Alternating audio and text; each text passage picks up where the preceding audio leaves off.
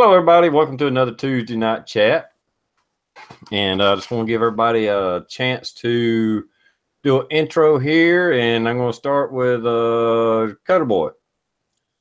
All right, TR. Well, I appreciate everybody coming in, and congratulations to the winner tonight. All we need you guys to do is go ahead and just email me directly, and we'll go ahead and get that rifle sent out to you, man. Again, congratulations. It's a great cause, and we really appreciate all the donations. So congratulations to the winner. Yep. And it's a good thing I let you go first there and start to chat off. And anyways, moving on. SoCal. What the fuck, SoCal? Hey, thanks for having me on, TR. Yeah, again, congratulations to the winner. You're going to friggin' love that rifle. I got to shoot it at the farm, I believe, and it's a kick-ass rifle. You're going to love it. Thanks for having me on, TR, and what's up, everybody in the side chat? Yep. Thanks for coming on, man. I appreciate it. Blue, would you like to do an intro? Well, I can't say is that I'm not disappointed that I didn't win this time. I already got one under my belt. So, congratulations to the winner. I'm glad that it went to somebody else this time. So, other than that, thanks for the invite and ready to get this thing rolling. I'm not going to be able to stick around too late tonight because I got to go hunting again in the morning. So, I don't know how long I'll be on. All right, just hang out as long as you can. Don't worry about it. It's okay.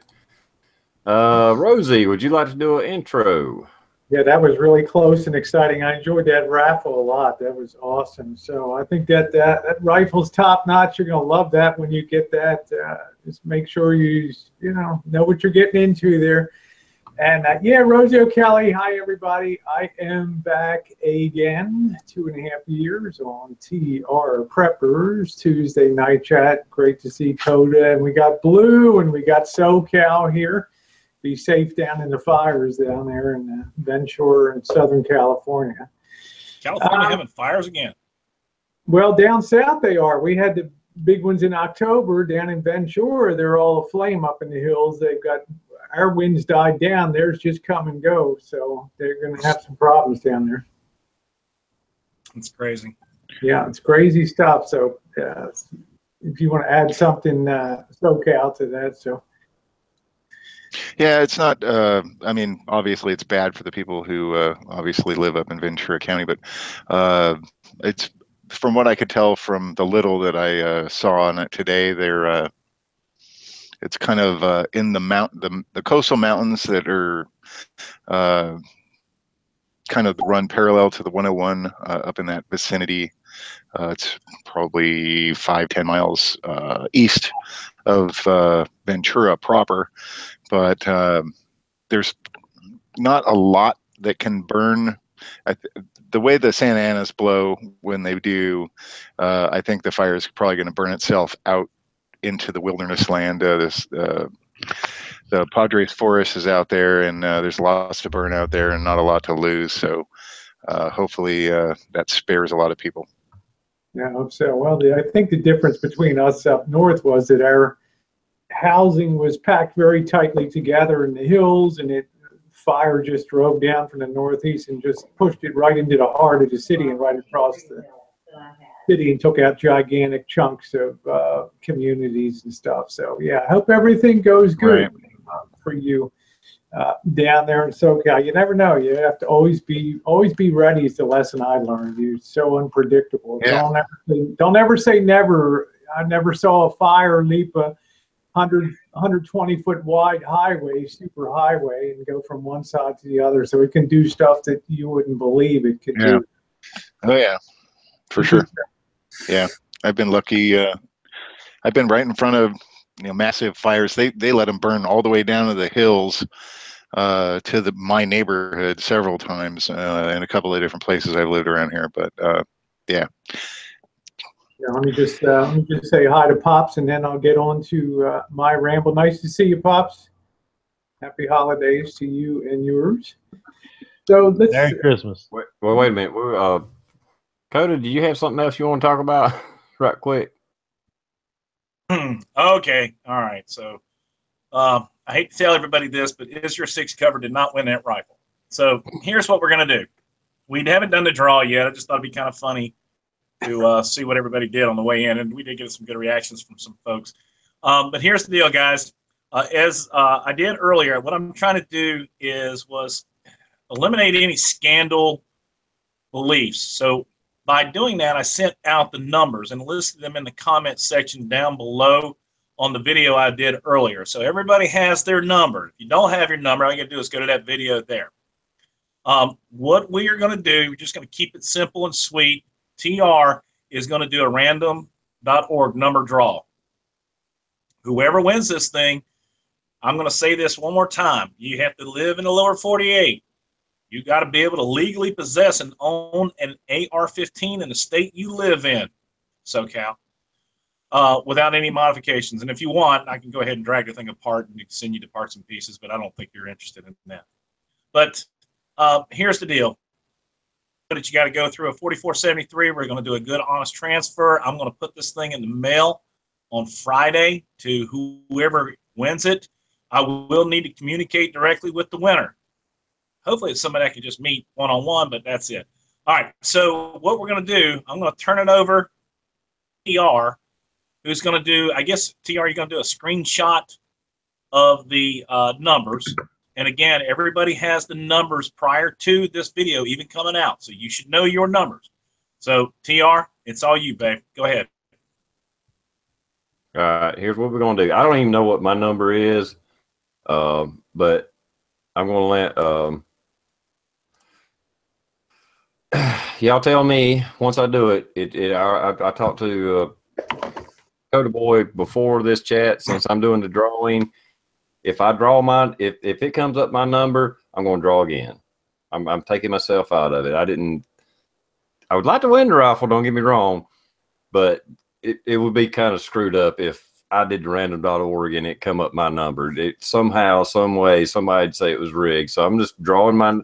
I got 3 AR-15, so I'm good. I'm okay. Well, you want me to have Fox do it so you can stay in it? No.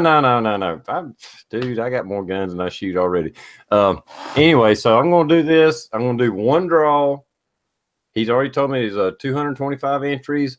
I'm going to do a draw. I'm going to let him, if it's my number, just tell me, because I won't be able to see what y'all are doing when I do this. And give me a second when I get it going, because it takes a second for it to all do whatever it's got to do. And as long as it ain't my number, whatever that number is, that's who won. All right. I don't know any of the numbers. I don't even know my number. So it's as fair as it can be. If you don't trust us, you shouldn't be here anyway. Let's do it. And here we go. Let me see if I can get this pulled up. All right. It'll take me a second. All right. And we said All right. 225, right? Oh, wait a minute. Let me go back. Let me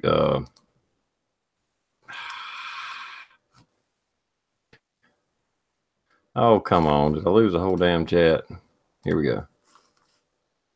Present myself. Where am I at?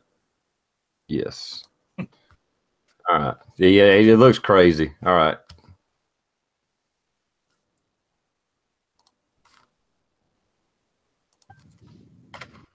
There you go. 225, right? That's it. 225. Does everybody see that? Because I can't. I don't know. We good? You're good. All right, here we go. 14. Is that a good number? We'll find out.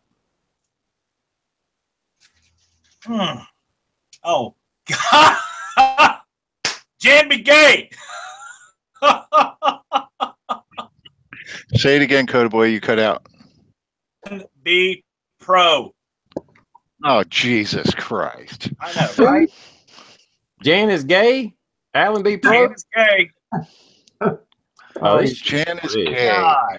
This shit's fucking rigged. Well, he might have. Let me draw again. He might. Yeah, draw that again. Actually, I don't know. yeah. You know. I think there's a mistake in your spreadsheet. Maybe scramble the Okay. numbers. Do it one more time. Yeah, let me do it. Kind of check. Oh, that's right. We said we was going to do it 5 times, didn't we? Yeah. Totally. No, congratulations, Alan. That's pretty cool. That's All right, at great. least I didn't pull my own number. Yeah. I'm just excited to get rid of this thing because honestly, it was getting a little monotonous with it. But hey, Alan, congratulations. I know that you used that $100 that you were going to save for a red dot, man, and I guess it's all worth it, brother. Don't think I don't read your comments, but congratulations, man. Kudos to you. And but any more than anything, kudos to everybody who is supporting the cause, and more importantly, there's a couple other things that we got Bald and Curious are getting ready to punch it forward to a couple more things. And you got the Angry Scotsman or Crazy Scotsman, and he's doing some crazy stuff as well, man. We're a great knit community. I've talked to C-Max this evening. Things are tough for him right now. I'll leave it at that. But way to go, Alan. I know this makes that red dot money that you were saving up more worth it. But that's it. All right, congratulations, Alan. Be pro or Janice Gay. I don't know what you're going through, dude. I don't know what's up with your channel name. You tried to use some excuse like you could only change your channel name so many times and you was messing around, but we know better than that. It's okay. You know, it's okay. We're all good. Look at this chat. I'm a very diverse person, you know, so all right. Well, Janice and Gay I have Retro Sabo already made a comment about the AR. that random.org thing, and that's one of the reasons why I randomly picked the numbers this morning. I didn't realize how long it was going to take out, and I just took names and numbers and put them wherever they went, and it had no rhyme or reason to it.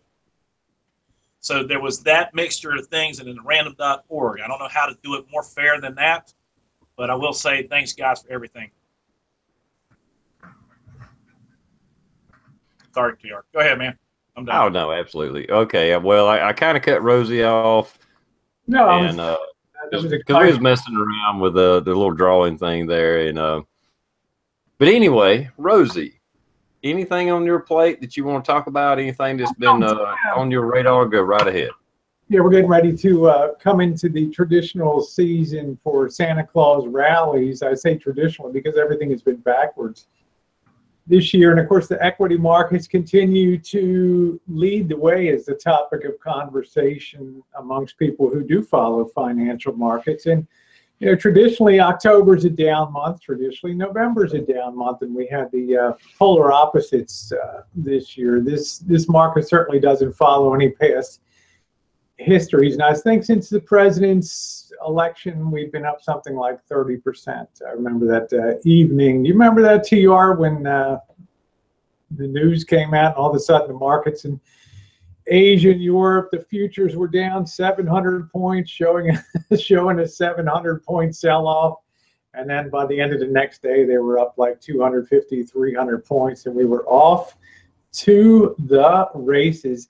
A lot of this has been riding on the expectations of a tax cut coming up, and I think it was something on the order of 500 pages, this tax bill. So there's a little something in there for everybody. And you know, how many congressmen and senators really are reading the whole tax bill? They depend on people to come in and brief them on the tax bill. So there's probably some.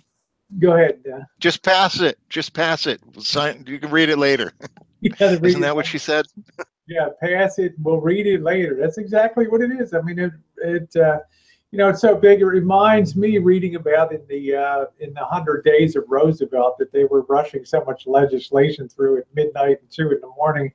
Everybody's just fuck, okay, yeah, and they were slipping all kinds of good little goodies into that legislation that came back to haunt us for the next 80 years or whatever. But anyway, a tax cut is on the table for most people, and more importantly, by I think it's 2020, the death tax is supposed to be phased out or moved up to 20 million or something like that, which is kind of a nice thing. I mean, I'm call me a fiscal conservative, but I think you've already paid taxes on your income once, and you know, to keep taxing it along the way, I think kind of sucks. So I'm glad that's going to be a provision that comes into place. But we have to be careful now that the expectations are baked into the cake.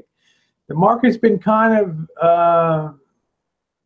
goofy the last couple of days here. We had this tremendous 330-point rise on Tuesday, Tuesday, and then we lost about 280 points of that or something by the close, and then we started strong today and lost that again. So we have to be careful because this thing is up so high right now, and values are stretched so high, and so like I say, every time we've been up here in history at these sort of elevated levels, we've had catastrophic breaks in the market and real fiscal problems. So people aren't going to wait long if they sense that the run is over. There's going to be a lot of people heading for the exit. So I've been telling people to just clear and sell, and I'm just down to really nothing, just peanuts. And because we're rarely at these stretched kind of levels. So if you have things of retirements and money there, it might be a really good time to lock some of that away and raise some cash. Thank you. I got a nice compliment on the tree and the fireplace here. We're decorating for Christmas. So just beware. The trees don't grow to the sky, and we've basically been rallying. This is the least volatile the market's been in its 230-year history or something. It means we've been moving in one direction with hardly any change in direction every day almost since election last year. So just beware. What usually happens on one side happens on the other. In other words, we all know when a market collapses and crashes, we get those V bottoms, and then we come out of those V bottoms and move up. Well, we also have what's called melt ups, where you go up and, well, on the other side of melt ups is meltdown. So we have to be very, very careful. A lot of people are talking about Bitcoin too, and Bitcoin has just turned into a speculative arena, in my opinion. I think we went over $1,100 or something like that. A lot of people have been asking me about Bitcoin, which is just another store of potential value, like gold. To me, it's just another, it's worth whatever people say it's worth, and no more, no less. So, hey, Rosie, what time frame would you give it the market before we start seeing some kind of decline or an estimated decline? I wouldn't be, this is going to sound real cynical. I wouldn't be surprised if the hammer comes down and the House and the Senate conferees get together and hammer out their differences and put it to a vote. I wouldn't be surprised if we sold off pretty aggressively on the news that the tax bill is now a done sort of deal. That's typically the way the markets work, is the dumb money comes in at the end when the sign, oh, the tax bill is passed, let's invest. Well, people have been pre-investing since Trump's election here, and I think a lot of people will be selling into that news like crazy. So I don't think, I've just had a weird feeling that December is going to be a real surprise. We typically are strong in December, and I'm just got a funny feeling in my bones that December could be a very interesting month coming up. Yeah, there's a lot of people making money with Bitcoin, but it's a speculative momentum play because there's no real yardstick to value it. And now they want to sell futures on it on the Chicago Mercantile Exchange has rushed in now, and a couple of the exchanges want to sell closed-end funds that invest in Bitcoin and all that. So just beware. It seems to be getting a little overhyped right now. And when too many people get interested in something, it's usually the end of the line.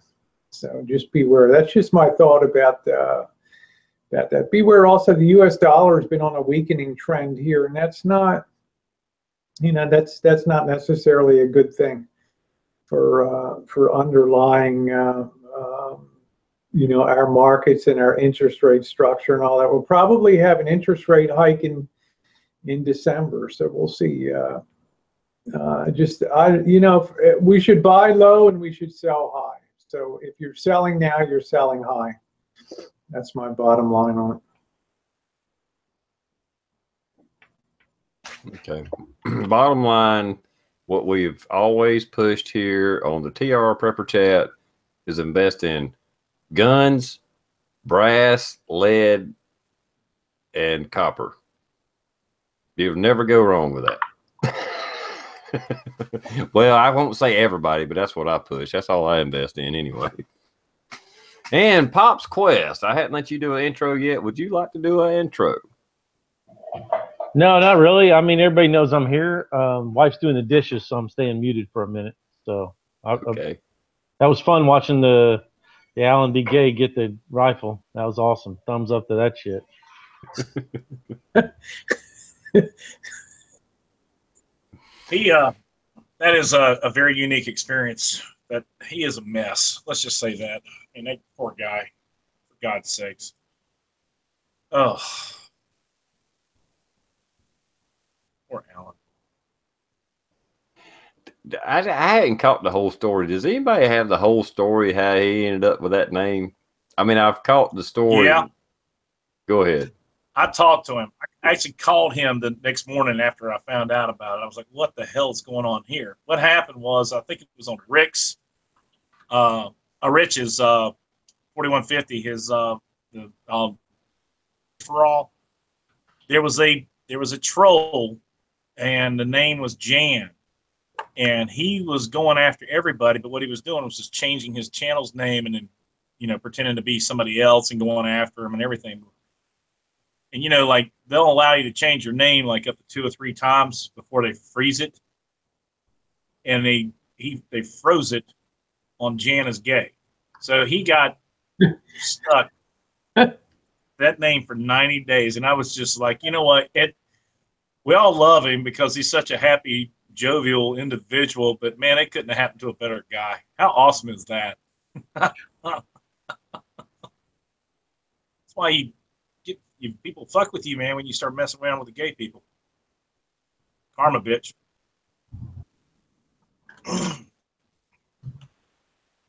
Yeah, that's pretty much what I'd heard. He was changing his name, thinking he could just go troll people, and then change his name back. And he was like, "Oh, I didn't know they'd lock it in."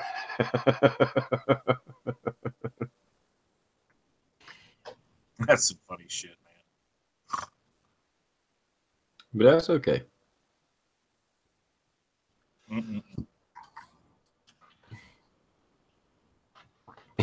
There he is out there. See, Alan, what you need to do when you do troll accounts, you do a whole nother fucking account. You don't use your real fucking YouTube account. What the hell? You had to learn the hard way. That is funny. I remember when it happened. That was an epic fail of major proportion. I think I was a little out of my mind when it though. happened, but I can tell you this much right here. That guy's got more troll channels than anybody I know. And I kind of want to commend him on that, but I also want to break his balls over it a little bit. So, Hey, Robbie. You play with the devil, you get burned. You know what I'm saying? So let that be a lesson. Robbie, I know that let that be a lesson to you. This has nothing to do with chat. This ham sandwich for you, brother. How's the new Benelli? That beautiful black long thing. Well, I just happen to have it in arm's reach. Oh my God! They say that the carbon fiber is the new black, is what I've heard.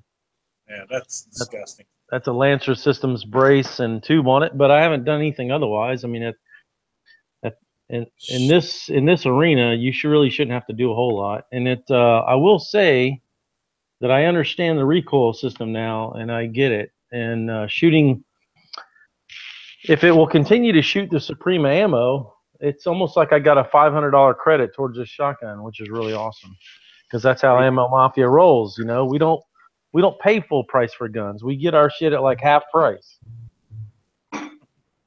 Well, I know $500 is not half price for that gun. So, well, I'll chip away at it in the future. You'll see. Trust me, you'll see. Yeah, I was sitting there. You know what? What's funny was, here's this funny thing. I had there you go. I bought that rifle and this is really how it works, guys. And don't think it isn't. But I bought that Savage B-Mag 17 Winchester Super Magnum, and I know the boss man's out there in the chat tonight, so he'll appreciate this. Well, somebody left a comment, and they were like, "Oh, now you got to go out and buy all new ammo and like hoard that ammo, and you know, ammo is going to cost you a fortune." And I left a comment literally weeks ago. I said, "Well, I guarantee you this: I will get that ammo at least half price or probably better." You know, and that's just how Ammo Mafia rolls. And I have a video. I have a video coming up where I scored that shit for way less than half price, thanks to some intel from Paradox 2311 and some other people that jumped on with some discounts and shit. And you know, all I can say is, you know, never doubt the power of the Ammo Mafia. Never. I'll leave it at that. That's my real intro. That was my real intro, just so y'all know. You got a little bit of something right there on your nose there, Pop. Right there. Right there.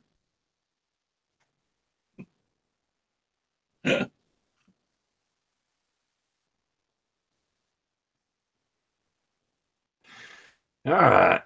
Anything else on anybody's radar they want to talk about?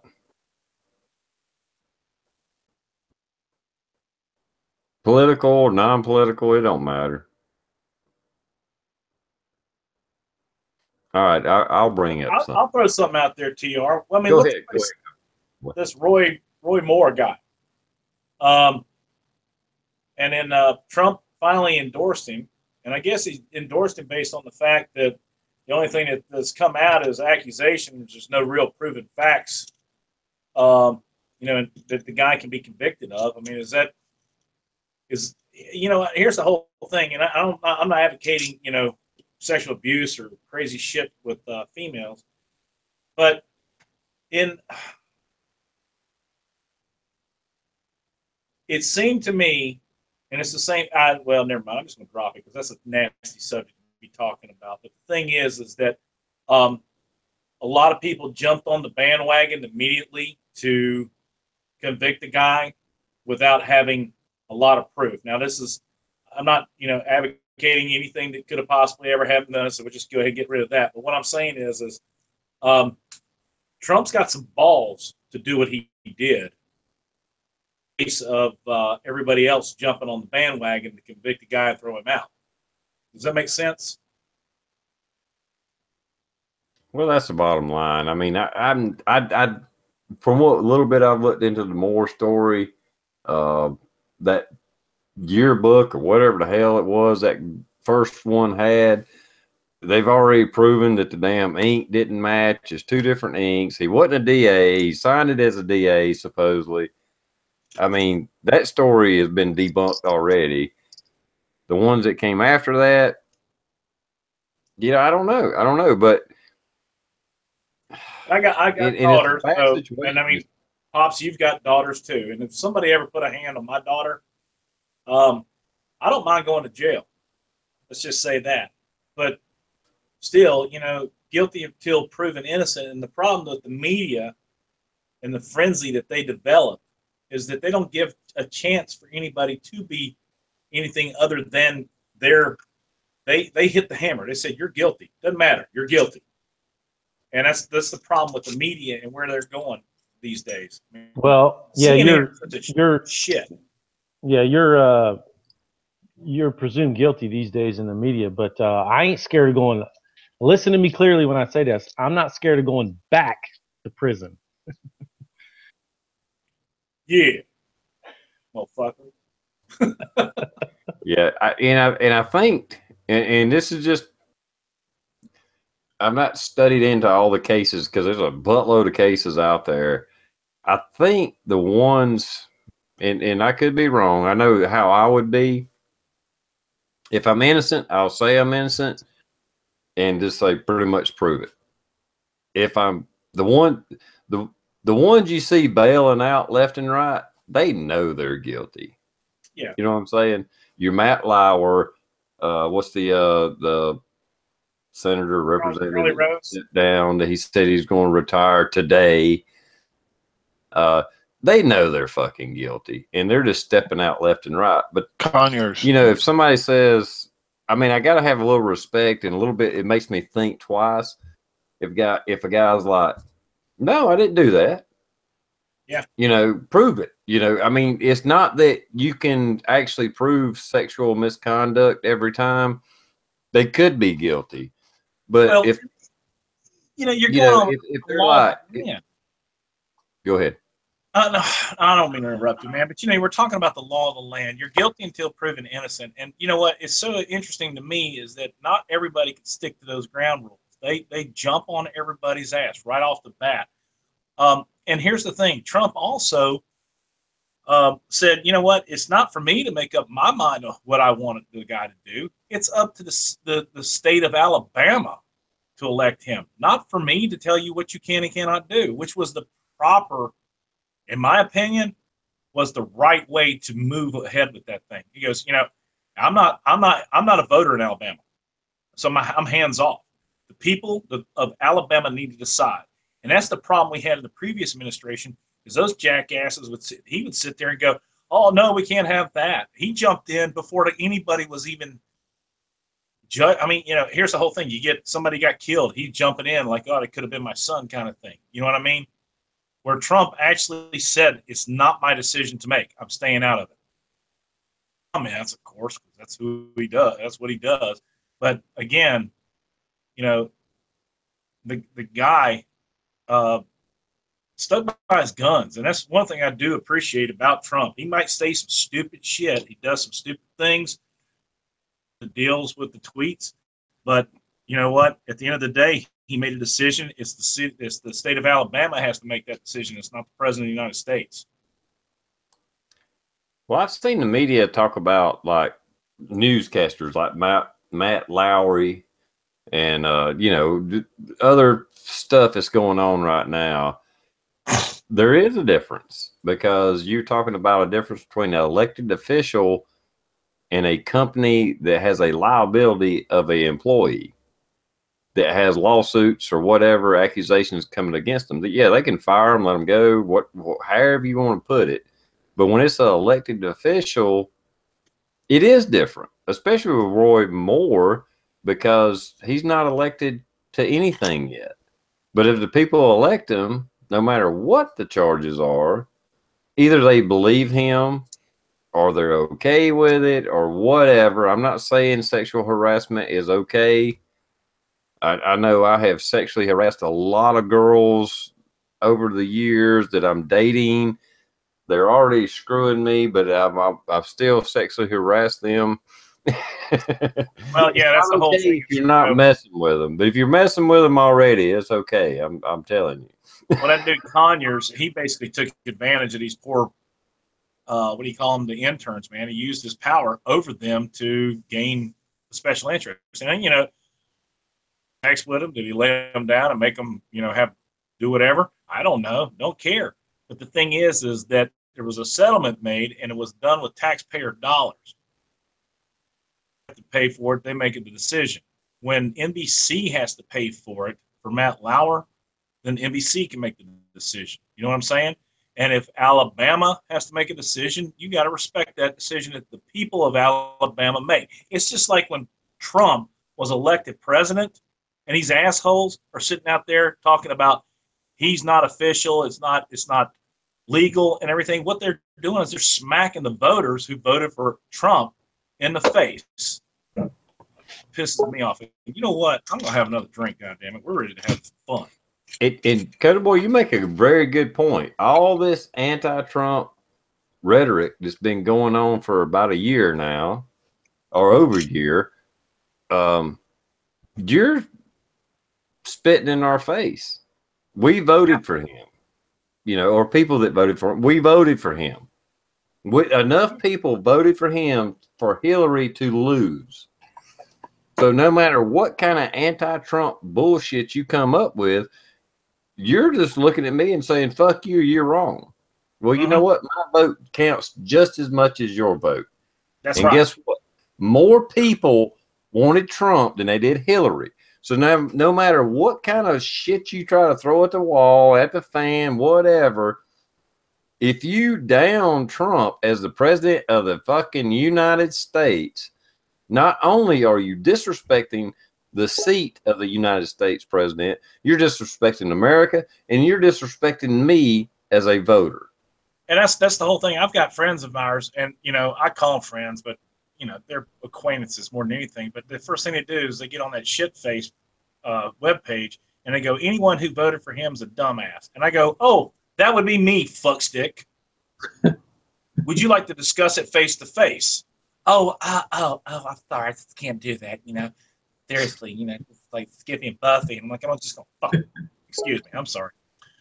Yeah, I think TR, you got to look at the just to take the devil's advocate side. And I didn't vote for either of them, but I'm saying he could easily, we could easily say, well, Obama was our president, and more people voted for him than anybody else, and you disrespect him, you disrespect the presidency, and disrespecting the people that voted for him, right?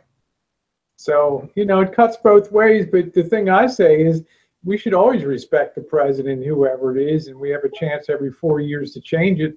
I'm glad we did. I'm glad that we changed courses again for sure in this country. I hope it all works out in the end, but I think he's seen it's very hard to get things done. Our Congress is run scared a lot of times. They get their finger in the wind like that, and they'll turn on Trump like a bunch of jackals if they sense it. Well, Rosie, can I comment on that as well? Because I've noticed a lot of things in the political standpoint. Do you know how easy it was for the Democrats to throw a health care bill down our throats? They did it, hell or high water. They didn't care. Pass it, and we'll read it. And we're sitting here screaming and hollering about a Republican Senate and a Republican Congress who can't get a bill passed because there's a disagreement. You know what? I'm kind of proud of the disagreements that they're having because they're putting the people first over their agenda. And that is a great topic for a good video, is that, you know what? Don't blame the Republicans for not passing a bill that they don't think is perfect. But you got a bunch of Democrats who will hell or high water, damn the country, pass a bill. We'll read it later on. And that I've got to sit back and I go, you know what? Everybody says there's a do-nothing Congress. Well, the do-nothing Congress is arguing over simple things that they think are important enough that they will delay the bill. And that's where I come from on this whole thing. And I just look at it. Democrats, y'all going to give a shit about the country. You're going to pass for your agenda. The Republicans actually will argue amongst oneself in order to pass a bill that's right, not just based on their agenda. I think it's funny, Cody, that we really have populist against populist in that we have a populist. The Democrats are the party of the populace, appeal to the widest, what they believe to be the widest mass of people by voting support, voting giveaways, all kinds of crazy new programs to implement, new ways to get people into the net. You want illegal immigrants? Sure, they can. Well, let's let them in. Let's give them driver's license. Let's let them vote. They might not leave. It just one thing leads to another.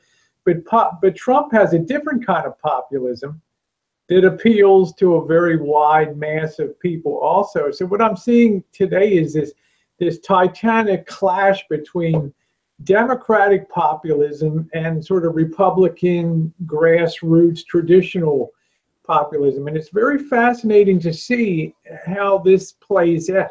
But the problem with the Congress is that they have to get elected every 2 years. Trump is kind of like, I don't give a fuck. I'm here to do a job. Whatever happens, you don't like me, F you. I'm plowing ahead. I don't care what the ratings say. People love me, tweet it out, because he knows he's got this populism on his side. And also, he knew that he would encounter this type of resistance with when he brought these programs in. So I think we're just seeing, somebody said, president ought to just tweet out, hey, you finally see what a real man is in the White House. You haven't had one in a lot of years, and you're looking at somebody that's making decisions and tough decisions, and this is what a president is supposed to do. He's making tough decisions based on logic, not on good, feel good. You know, here's the whole thing. And TR, I apologize about not doing a VR to your presidential nomination and everything. And the whole key was me coming forth and accepting the nomination for the Secretary of Defense, because I felt like it was finally good to have someone in office who would focus on the actual defense of the country versus an agenda for our forces, integration of women into combat arms. You know what? Here's the whole thing. I don't, you know, if a woman can do the job, that's fine. But I've got personal friends of mine who have sit there and told me that they were given direct orders that these women will pass Ranger School. And then not only that, they're going to be given 6 months breaks in between the cycles to go ahead and do it. So having a president who gives a shit about the social agenda of the country versus the protection of the country, the defense of this country, is key. And I'm trans. I got no problem with his stand on trans in the middle. I'm all for the strongest national defense, and whatever our leader in chief and our generals and our people think is the best thing to do, I'm behind that 1,001%. It's not. I'm not there to make a statement in the military. I'm there to be defended to the best of this country's abilities. So that's a lot of sensible people's bottom line. So you're right about that. It's do the right thing. Fuck the social agenda. When General Mattis was going before the Armed Services Committee on for his selection as the Secretary of Defense, he was being hit with these gotcha questions left and right. And I love his response. Ma'am, is to defend this country and make that day of the enemy the worst day of their life on the battlefield. And that's it. He answered the question in a roundabout way that made those individuals who were more involved in a political stance than they were in the defense of the country. Now, I don't have hold an issue with anyone or anybody of any race, color, creed. I don't care. I hate everybody equally. So I don't have any skin in the game. But what I do have is I got brothers and sisters out there on a battlefield who could be compromised by a political agenda so that we can make everybody feel good. And I'm sorry, but this world is made up of disappointment. And if you're more concerned about making people happy than you are about the success of the country, then we're going to be a big failing society. And you know what? I'm going to Pops's farm. I'm going to set up camp in that one the shit shack over there with a tent off the back of it, because at least as long as it's got running water and a septic system, I'm good to go.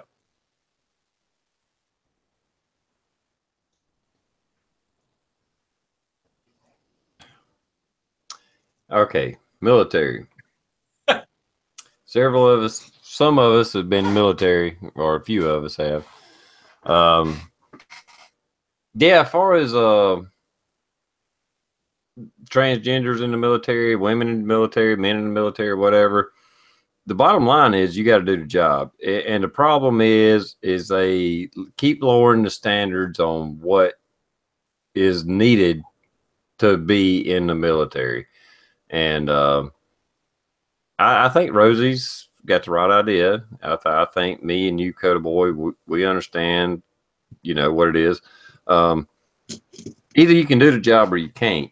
And when it comes to the fighting force, what's hitting the beaches, whatever, I know we're not doing that kind of shit right now, but we could. Tomorrow we might hit a beach. You got to have people in place. And I say people, you know, that can face down a fucking machine gun pillbox. And know that you got a 50-50 chance of coming out of this alive. It ain't a fucking job. It's not a fucking job to be in the military. I know they promoted it. They've advertised it as a fucking job, but it's not a fucking job. It is, I'm willing to fucking die to do this. My job is I don't give a shit if it's run cable, run pipe, build an airstrip, storm this fucking beach. Your mental capability needs to know that, okay, I got to do this, but I may die doing it. and you do it any fucking way.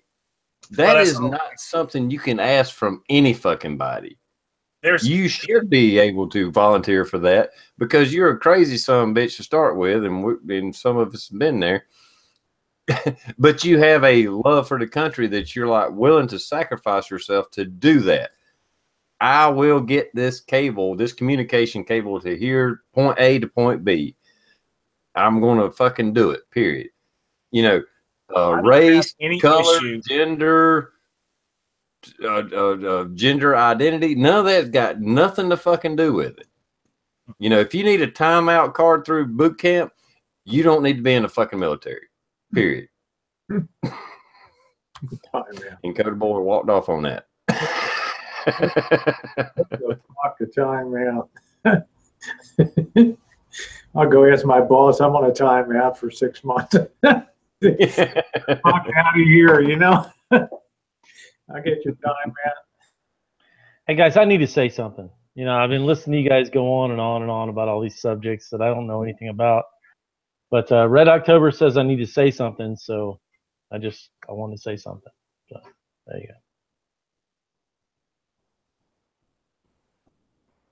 Well, I will tell you this. Cody Boy is pissed off that you bought a Benelli. There we go.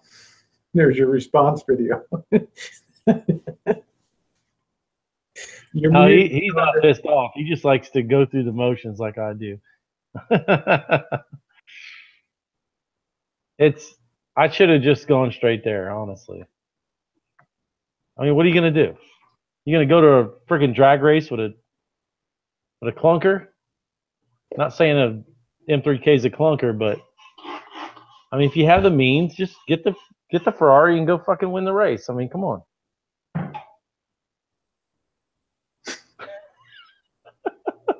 Speechless. Plus, it's all John's fault anyway, so not him, but them. Which one? Me? My fault? What the fuck did I do? Well, you're too quiet. he nudged me in the right direction with the M2. Then I started doing research, and I'm like, hell, yep. Basically, all the nice guns that I got are your fault. To be totally honest. Well, if you know, hey Kelly, you know, no problem at all. There, it's the best investment your husband's probably ever made. Yeah, and when I die, she as can well, sell them off or whatever. Yeah, so you're welcome, Kelly. She can't hear you. I got the ear thing in. Oh well, let her know that she's welcome. Here's a new subject. So since we're in a lull, and I saw a couple of comments out in the chat room there. My neighbor actually sent me this picture today, and I'm just going to keep talking. I'm going to hold it up to the screen there. Hopefully, everybody in the side chat can read that. Let me know if you guys can't read it, and I'll read it to you. But there's Democrat logic right there, especially in California. Can you guys read that? It's getting dim. Yes, no, maybe so. Oh shit. Okay, so it says this is a quote from the fuck. What is this chick's name?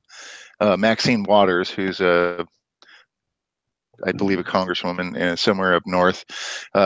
This is a quote in one of her recent speeches regarding North Korea.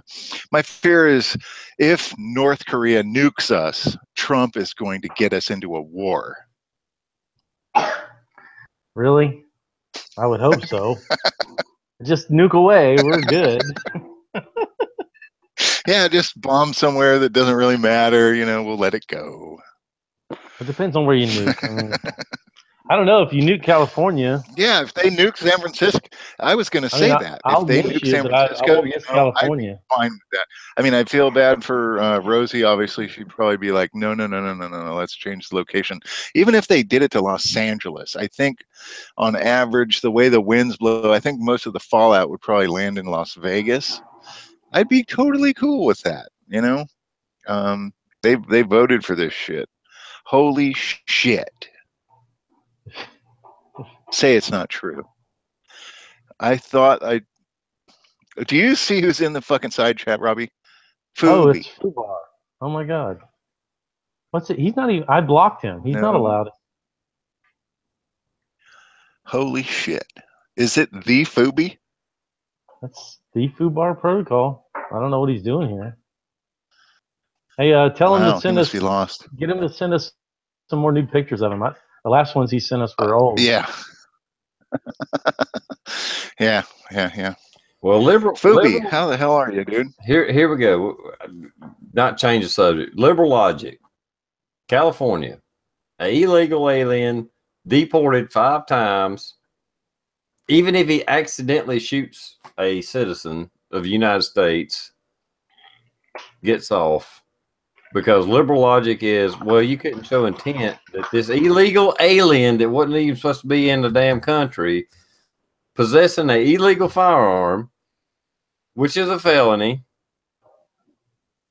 shoots a United States citizen, and the liberal jury lets him off because, well, he didn't mean to. More gun laws. Somebody explain that shit to me. Hello? Crickets? Crickets? Crickets? I got nothing. Yeah. That kind of sums up liberal logic. We will protect fucking illegal aliens here illegally with illegally possessed firearms that shoot and kill, murder somebody. Yet, well, he didn't mean to. But you know what? We need more gun laws. We need more gun laws. That would solve this problem of an illegal immigrant that was deported 5 times, had a gun illegally, shot and killed somebody illegally, which is against the law, and we're going to let him walk because, well, he didn't mean to. But we need more gun laws. On the same logic there, I was part of the, when we were talking earlier about the fires up in Ventura, SOS and I were sitting in his office getting ready for a conference call this morning, and we're watching this very left swaying news channel on the local fires up in Ventura, and they were moaning and complaining about how they needed more federal funding to help fight all these fires that are going on in California.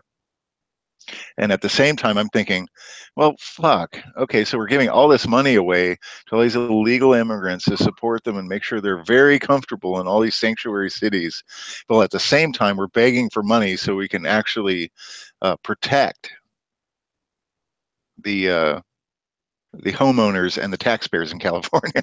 It's terribly ironic.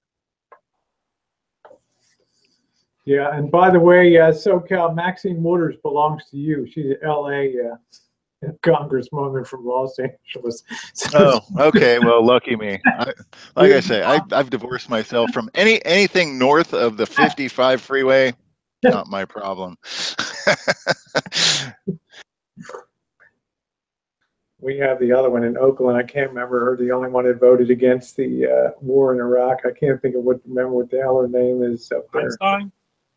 No, the congresswoman from Oakland, the only one that voted, it was unanimous except her to go into Iraq. Hey, Jen, what's that congresswoman from Oakland, the black gal? No, she's L.A. We'll figure it out. See, that's why I thought it too. She's thinking the same thing. I don't think so. Maxine Waters. She's so fucking nutty. She needs to be from the Bay Area. No. We got enough. De Leon belonged to. We got enough about shipping them into here, from those. I think Kevin De Leon is a state senator. Well, he's trying to get not Maxine, but Feinstein's position. I think he's going to try to run in the primary against her. Yeah, if that happens, your gun rights are fucking. Well, she's such a tool anyway. Wouldn't matter.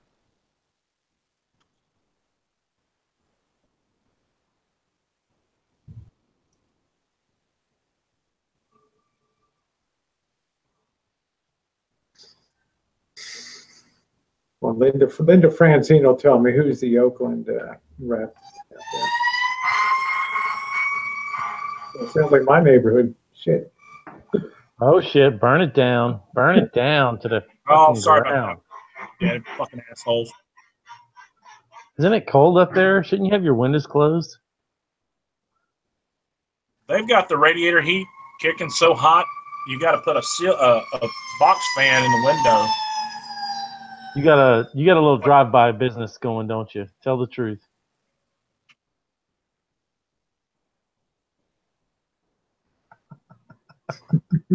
Well, anybody, Mr. Bill from Saturday Night Live in the 80s has more brain cells than Maxine Waters.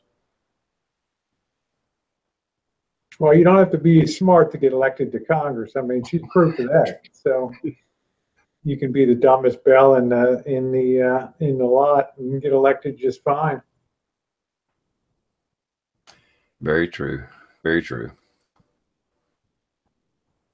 Barbara Lee, that's it. Thank you. That's our Oakland prima donna Congress lady there. She's a perfect companion piece, bookend for Maxine Waters. Oakland and LA, what a combo. There we go. Yeah, it's a perfect combo. It's like two negatives make a positive, right? Or just an ultra negative.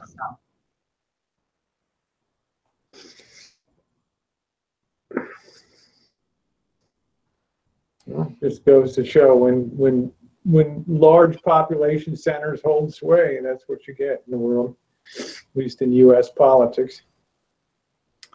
I just want to give a FUBAR Protocol a shout out. Thanks for gracing my chat. For those that's been around YouTube for a while, that's pretty cool, man. Somehow you found my chat. I don't know how in the hell you found my chat. No, but I don't know either. Yeah, it's awesome. I haven't. Fubi and I and a couple of other YouTuber guys, including Robbie here, Pops Quest, way back in the day. I say in the day, it was probably like 5 years ago. But it was a long time ago in YouTube 10. Actually, probably closer to 7 years ago. But shit, we used to hang out all the time, and then he fucking just disappeared one day.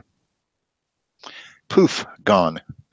But he's back, and he's going to do fucking goofy videos with Alice in Chains music about installing pistol mounts in his safe and blowing up shit on the range with his kid.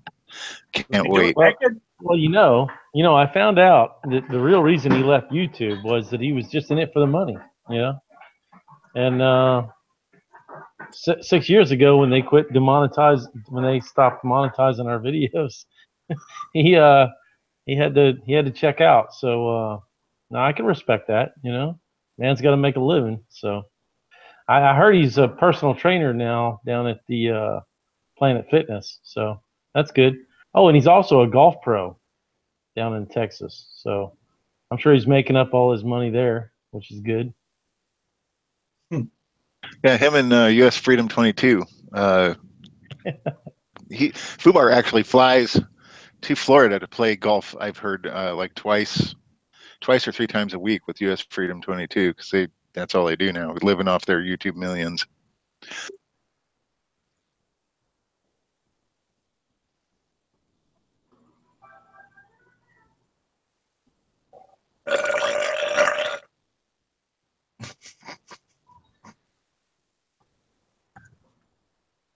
Enough said.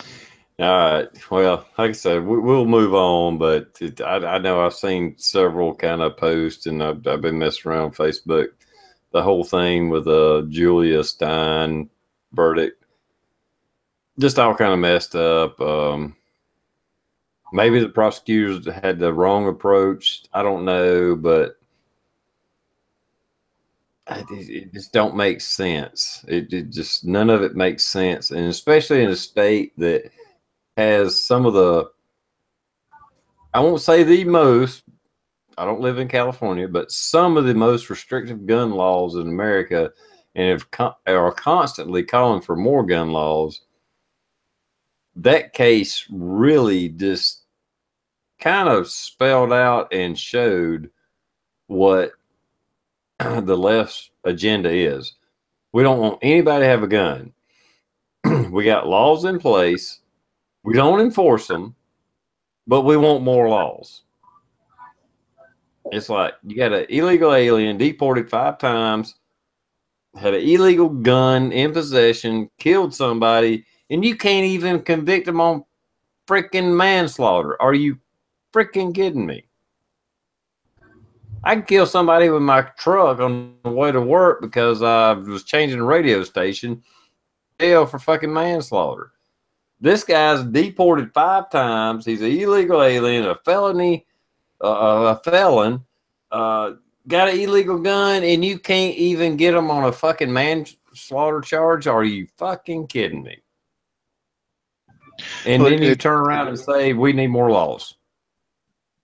Yeah, what I was listening to earlier, maybe yesterday, it was. Oh, sorry to interrupt, dude. But what I was listening to yesterday, I can't remember what I was listening to, but they made actually a really good point that, you know, this guy was he was appointed an attorney, obviously, because he couldn't afford one, and the attorney basically literally threw the case. What it seems like, I mean, any logical attorney, based on the evidence that he saw through deposition,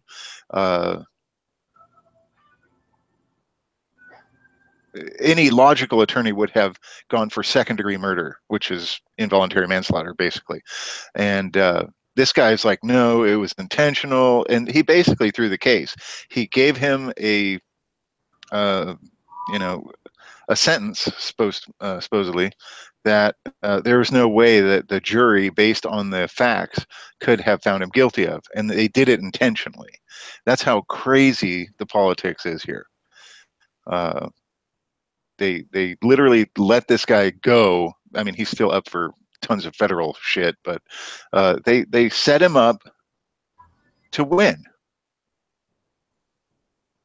Literally, it's disgusting.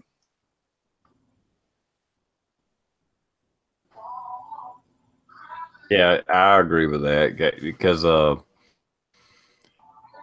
I know they can't. I've been on jury duty several times, and you can't bring up past record and stuff like that. So I get that, and that's why I said, you know, the prosecutor probably screwed the pooch when he went after murder with intent. Because even the guy was saying, hey, it was an accident, blah, blah, blah. Yeah, they screwed that up from the get-go.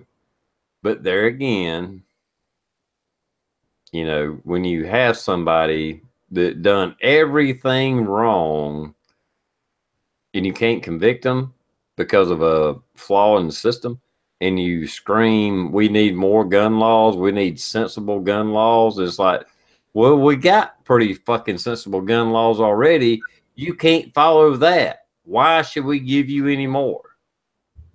You know, that's my argument. Well, there's really no amount of gun laws that would have changed the fate of Kate Steinle, basically because the gun that the guy found supposedly was stolen out of a BLM officer's vehicle, and the guy just picked it up and it went off on accident. But yet they charged him with first-degree murder, which is intentional manslaughter. I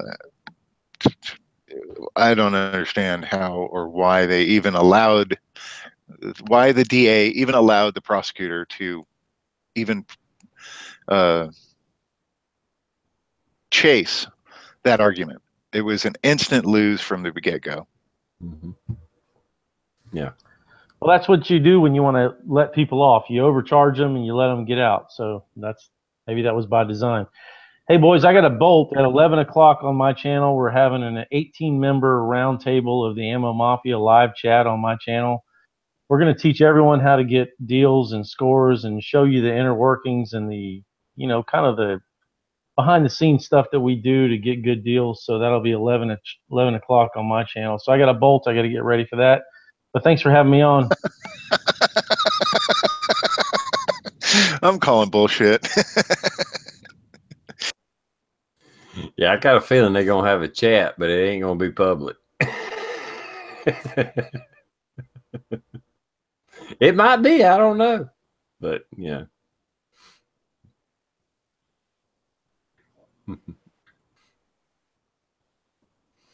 But I just think the whole California thing, I mean, it does show the hypocrisy of gun laws and,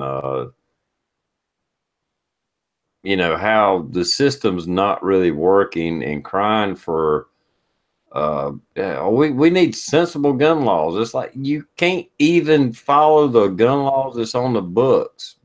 Why? And that's true in anything in government. You know, this ain't working. We need to make a new law. Well, you're not following the fucking law to start with. I don't give a shit if it's a traffic ticket or whatever it is. If you don't follow the fucking rules and regulations that's already there, you don't enforce the laws that's already there. Just like the border. We already got all kind of border laws. We just don't fucking follow them. We don't need new border laws. Just fucking enforce what we got. And it's not racist to fucking enforce the laws that's already in the fucking books. And I don't get how people don't get that. I'm not saying anybody in the audience, anybody watching this or whatever, because you're probably on the same page as we are. If you can't even enforce the laws that's on the books, more laws ain't going to fucking fix the problem.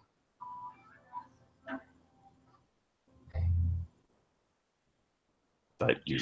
I'm actually hoping that more people across the country realize, as I have in recent, not so recent, but in the last like 5 or 6 years, of all the bullshit laws that I've had to succumb to, and same with like Bald and Curious, both of us have probably the most strict gun laws we have to deal with in the nation. And rather than see it as, you know, a lot of people say, hey, these are the gun laws that we're going to have to deal with, you know, because everything that comes from California and New York eventually finds its way into the middle of the country. Instead of finding it that way, you should look at it in the opposite light, where this is kind of where I see it from. All the ridiculous, stupid fucking laws that come from these two corners of the country are actually the poster child of all the shit that is so overbearing and has no possibility of actually working as seen on paper. You know, of you know, banning telescoping stocks and flash hiders and magazines that can be removed without the use of a tool. How is that going to slow down a criminal? Yeah. And yet, at the same time, places like Chicago, New York, California have the most gun deaths in the nation. Not necessarily with weapons like that, but you know, it's just literally we're carving out this in stone how these awesome gun laws are utter failures. That's something for you guys where you're free should embrace and be screaming, look how awesome these gun laws are. We don't need them. They don't work. No, absolutely. They don't work. Period. We could do a whole chat on gun laws and how they work and they don't work. I mean, the freest states have the less crime, you know, period. Now, I know in South Carolina we have a domestic violence problem, but it's not really guns. It's just domestic violence, period. And that's a whole nother thing. That's just because there's a lot of stupid motherfuckers out there. Anyway, but far as gun deaths, murders, the more restrictive the gun laws are, the more murders you have. Period. And that's worldwide. That's not just America. That's in the entire world. Hell, France had one of their terrorist acts here, what was a year or two ago, guys were using full auto AKs. I'm pretty fucking sure you can't own an AK in fucking France, much less go into a store and buy a full auto AK, period. I can't do it in America. I know they can't do it in France. But yet a terrorist act went down in France using full auto AKs. Gun laws don't stop criminals from getting a gun. I think it's period. I really think it's a case of a lot of legislators, particularly in high population areas like Oakland, San Francisco, San Jose, LA, etc. They tend to have the liberal mindset that these are just good people, and if we just restrict guns, there won't be any problem. But they can't accept the fact that there's just badass people in the world that are going to rob people, kill people, beat the hell out of people, randomly knock people upside the head on the street and stuff. I don't know where the disconnect is that they, like everybody's just a good person masquerading as a bad guy. I mean, it's just they always seem to go for the reform card and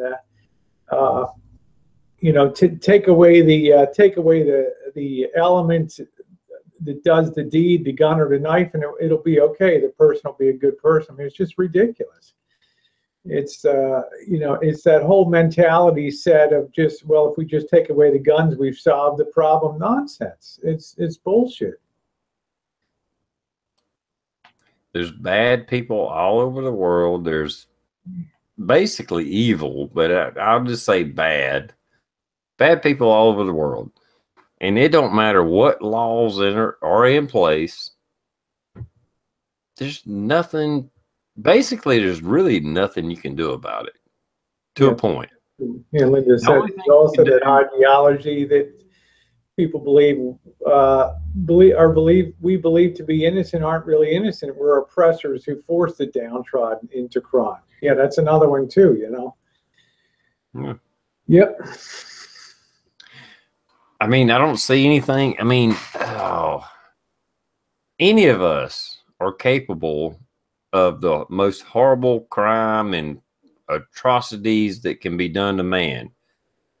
But if we have good morals, we're not going to do that. It doesn't matter if the government allows me to have full auto freaking machine guns, a M1 tank, a fucking whatever. If I'm not a bad person and I'm not going to do evil shit, I'm not going to do evil shit. People are going to do bad things. It don't matter what laws are in place. It don't matter what restrictions we put in place. You can figure out a way to do bad stuff to good people if that's your intent. There's not a law in the world that can stop that. And until people pull their head out of their ass and realize that, I'm not saying we should just, be the Wild Wild West. The Wild Wild West wasn't even the Wild Wild West. It wasn't. I mean, you had good people, you had bad people. The bad people were a very, very small majority. It just like gangsters in the fucking 20s, it was a very small majority that the media blew up and made it look like this was just normal, and it wasn't.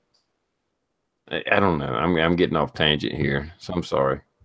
Anyway, next.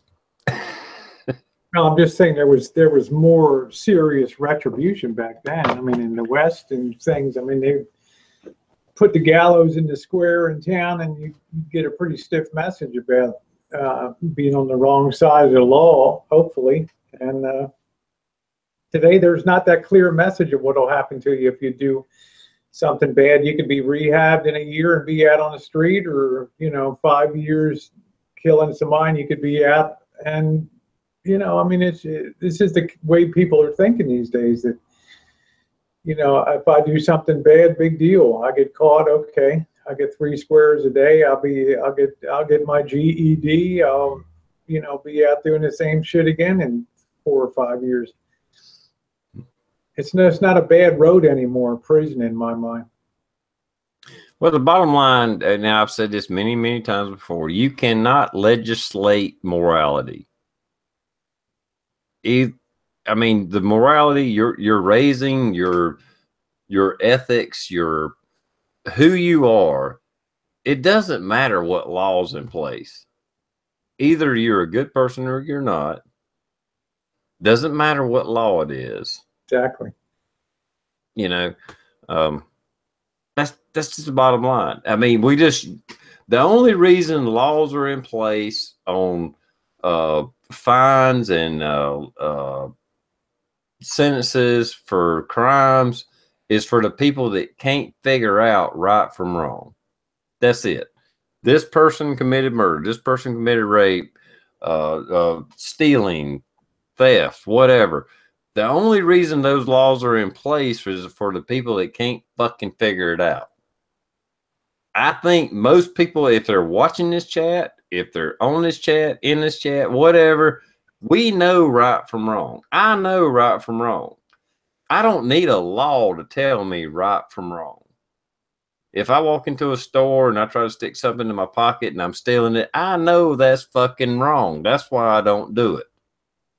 You know, I don't kill somebody for the fun of it because it's fucking wrong. I mean, I have no desire to do that. That's not even in the equation. It's so fucking wrong. The only reason those laws are there is for the people that can't figure it out, and we have to punish them.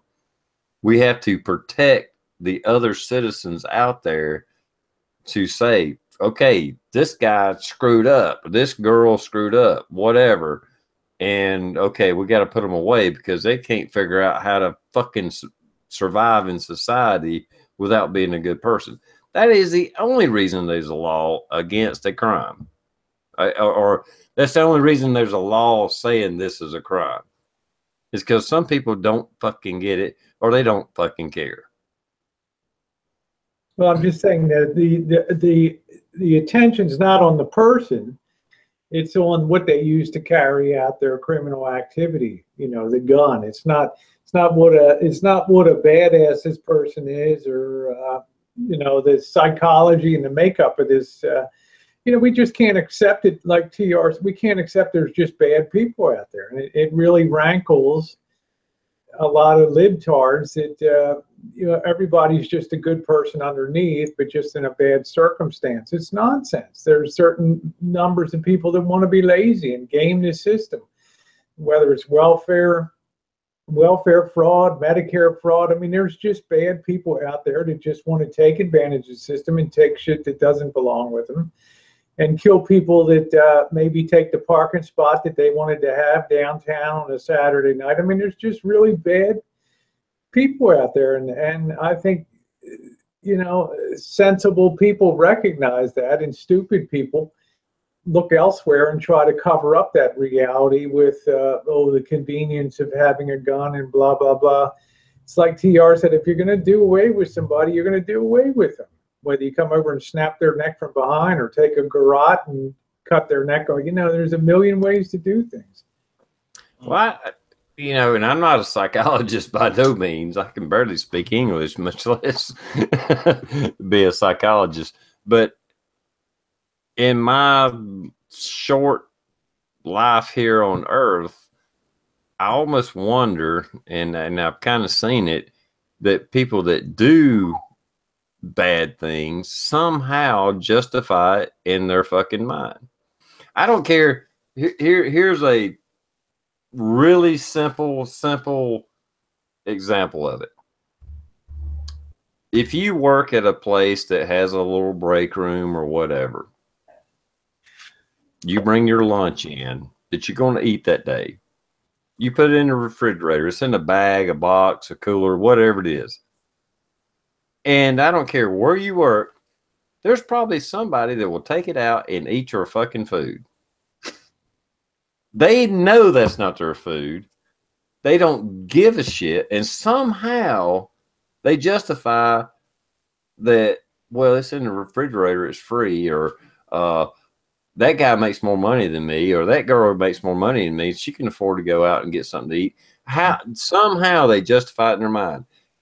And that, I don't care what crime it is. Like I said, I'm not a psychologist. I'm just trying to figure shit out.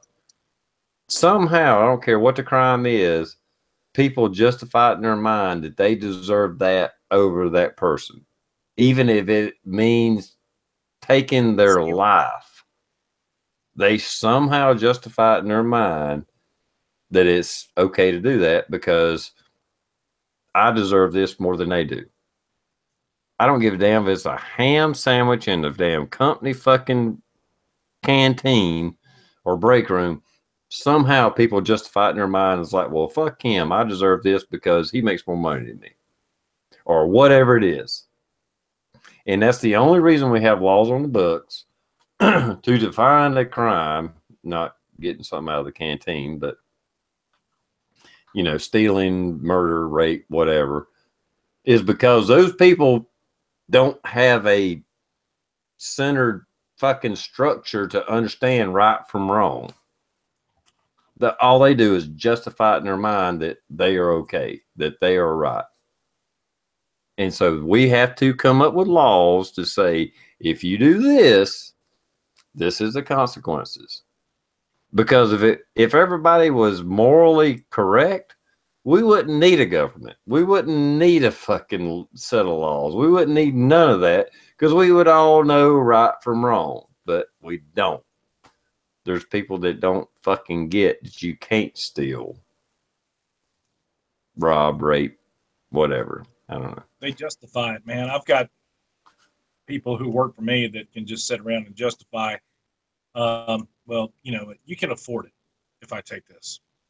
And that's their whole thing. And that's the mindset that this society has had. TR, I got to go, bud. Going to be up at 5. See you, Coda. Rosie, I almost called you Susie. You remind me of a young lady I used to know. All right. The big long-haired hippie, the tall dude with the headset on. What's your name? Sparky. Yeah, you. Live long and prosper. How? Happy endings. Y'all be good. Take care, Coda. I only gave half of it. Sorry. I can't do that. Sorry, half the I can do video. that, but Yeah, I only gave half the video. I'm sorry. I can only do that. Yeah. And then another thing you were talking about, Coda Boy, or TR, sorry. You know, they have all these laws in the books, but the thing that has happened well, not recently, but in the last like 50 years, instead of just having, you know, sentencing for these basic crimes, theft, rape, carjacking, sexual assault, murder, involuntary manslaughter, you know, the larceny, you name the crime, whatever. They've made it so complex that you know, oh well, okay, so yeah, he stole $10,000 from a bank, but he was on PCP and he was out of his mind. He didn't really know what he was doing. Yeah, it was a felony. Yeah, he killed somebody in the process, but he wasn't really, you know, he probably wouldn't done it if he was sober. So let's just give him 5 years instead. Whereas if it was, say, 1920, they probably would have either given him the electric chair or a life sentence. Or it'd be lynched. No questions asked. Doesn't matter. Or his buddies would lynch him at it, take him, or his enemies would pull him out of jail at 2 o'clock in the morning, and that would be it. He'd be bullwhipped in the street. It'd be a good message. We just don't have the retribution, direct sense of this is what's going to happen to me. It's like, oh, this, you know, I'll just do this. I'll delay it in court for 2 years, blah, blah, blah. I get a new counsel, new public defender.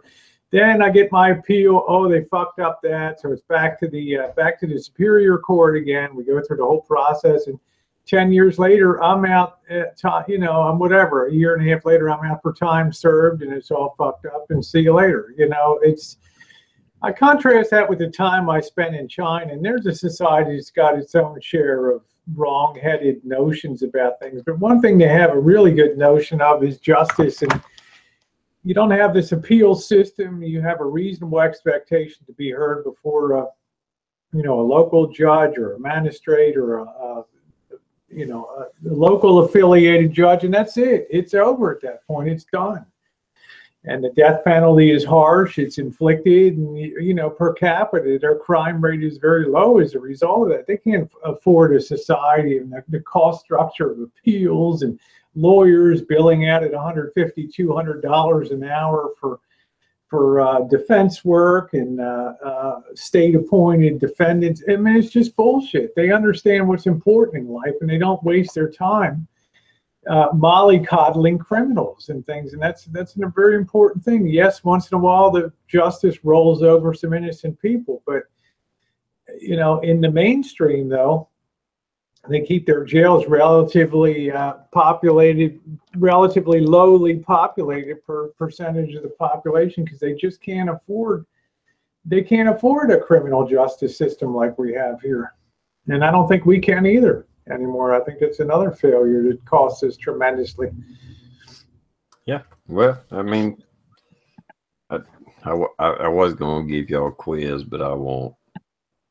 The Sixth Amendment Quiz? Yeah, I won't do that to you because I had to look it up myself. Right to a speedy, not The again. Sixth Amendment. Right to a speedy trial, right? The right to a speedy trial. In all criminal prosecutions, the accused shall enjoy the right of a speedy and public trial by a impartial jury of the state and district where then the crime shall have been committed. Which district, to be informed of the nature and cause of the accusation, to be confirmed, blah, blah, blah. Anyway, yeah.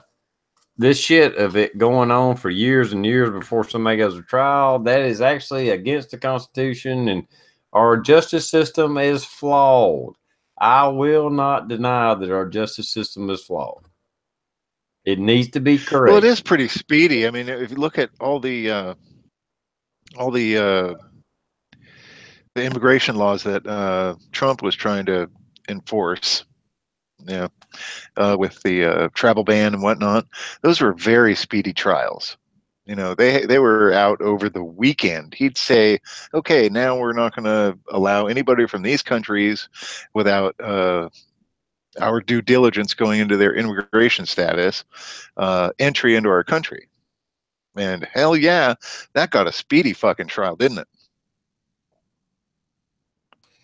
Yeah, every president in our lifetime has pretty much, I can't say every, but almost, I'll just say almost every president in our lifetime has restricted immigration from some country. Every fucking president, Democrat and Republican, period. And Trump did it, and everybody lost their fucking mind. It's like, oh, okay, well, we got to have no, we should take in people from Syria and Iran and Iraq. And he's like, well, hold up. Let's just slow this process down and make sure these people are okay. We had Japanese and the fucking left lost their fucking mind.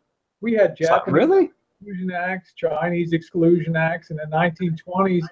We sent thousands of people back to Russia that were hellraisers and socialists and shit. The Emma Goldbergs, and shipped them right the hell out of here. Yeah, this ain't nothing new.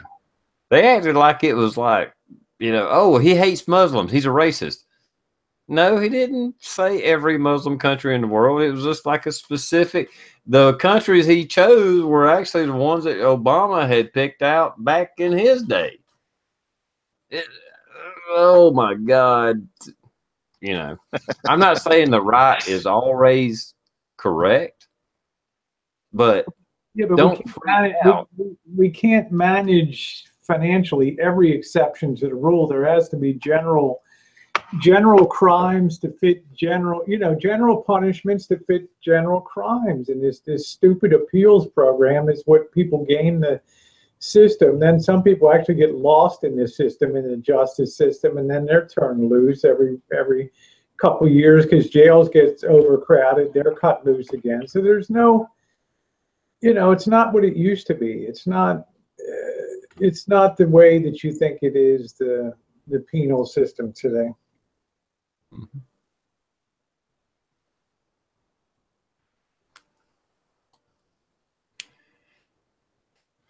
Okay, I'm not sure about that comment. Anyway. Trying to keep up. Hey, Deb. Dorian's out there. I'm just saying, we spend, God knows how much money we spend on our judicial system and state, local public defenders and jailing. I mean, our guards make 100,000 plus a year, and unionized and top dollar, and they, 5 people to escort 1 prisoner to, multiple vehicles to go to court. I mean, what the hell? You just handcuff the fucker to the bar behind the sheriff's and take him to court. It's so costly these days that I worry about this, the financial implications of our judicial system.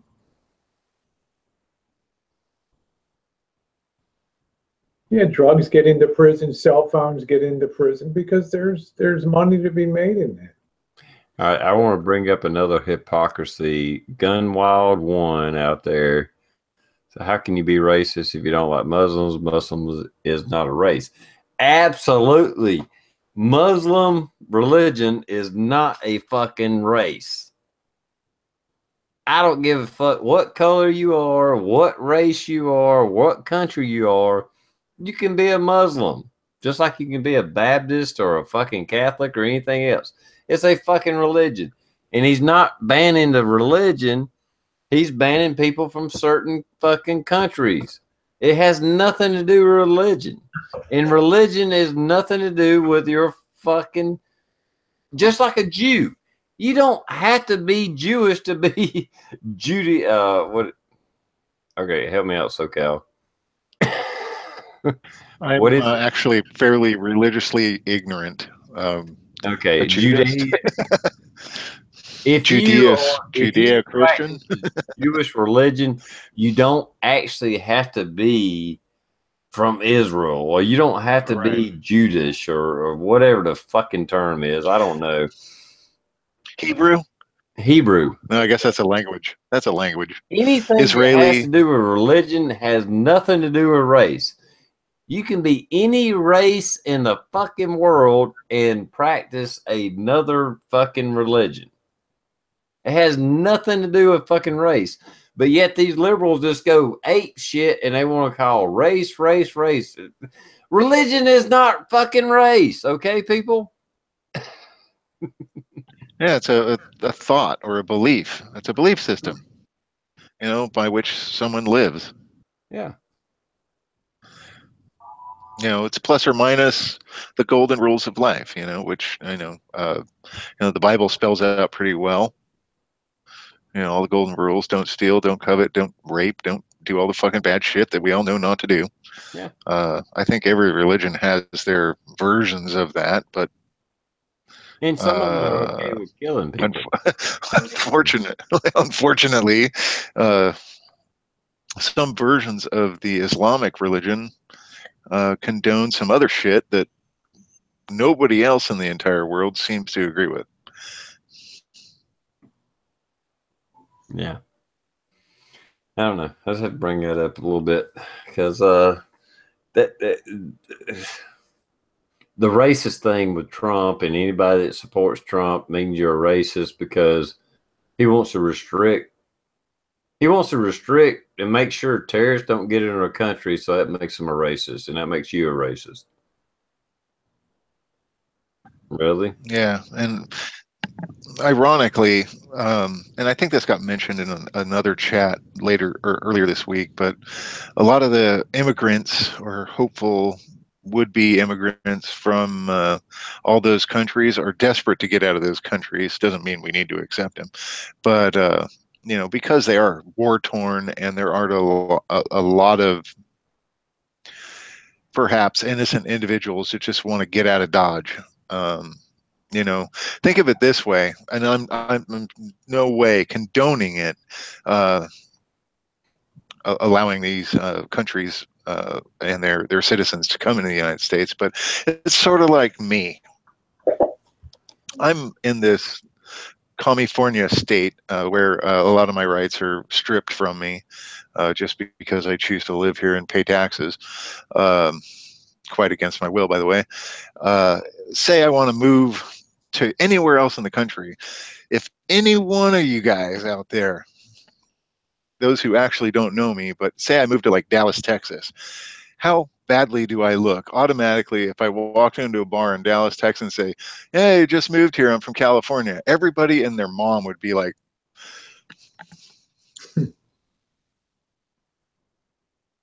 they would just instantly be like, fuck you, Californian, you suck. You know, it is what it is. But on the other side of the coin, you know, I'm trying to escape my asylum. They're trying to escape their asylum, but unfortunately, it is what it is. And I honestly don't blame anybody from hating Californians. It is what it is.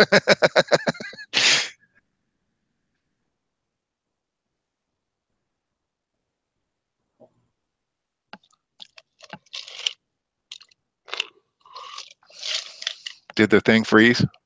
Or are you just so dumbfounded by what I said that we're gobsmacked. We're just that spurt of genius? Yeah. I mean, I'm floored. I just have to sort of. Linda says I'm old enough to remember when California was a promised land no more. Actually, you know, I like living in California. I really do. I enjoy it. I don't feel like my rights are infringed as much as the publicity of it. And, you know, I don't mind paying a bit more in taxes. I feel like I enjoy a nice climate. I enjoy a relatively nice standard of living, a good job, a good, strong job market, creative people, yeah, loonies, but there's a lot of you know, innovation in things that come out of here and a lot of advancement and stuff. You know, it's not all negative. It has some positives too, and I just feel like the pendulum will swing back someday. It'll swing back the other way. I think it'll be inevitable.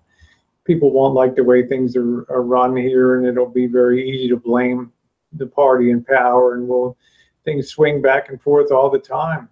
I mean, at the heart of liberalism in the 60s, we had Ronald Reagan as governor, and you know, things can change. Some people were asking about the fires. They're in Ventura. They're much closer to SoCal than I'm about 300 miles north of there. So it's still very dangerous because their winds are steadier and they last longer and over a period of days. Our event lasted from about 9:30 at night till about 4 a.m. in the morning. And then thankfully the winds died, or it would have just kept moving and taking out 10,000 more homes. Yeah, it was overall conservative, Linda. I agree, but you know, there's still quite a few things to recommend. That the politics aren't one. The gun, if you're a gun owner, yeah, I can defend my home, but I can't even get a permit for concealed carry and things like that. That sucks. You know, you have a lot of local officials that set themselves up as kings and queens of their, you know, and screw the Constitution, screw the court decisions. We just do what we want to do. You know, we've talked about that before, TR, whereas the court you have to issue concealed carry permits, and then the sheriff and the chief of police for Santa Rosa say, well, they didn't say how fast it has to be done, so just stack them up on the desk. You know? Yeah, that's a failure of our Supreme Court. Period. Because it's in black and white what you're able to do in the Constitution. It's a failure.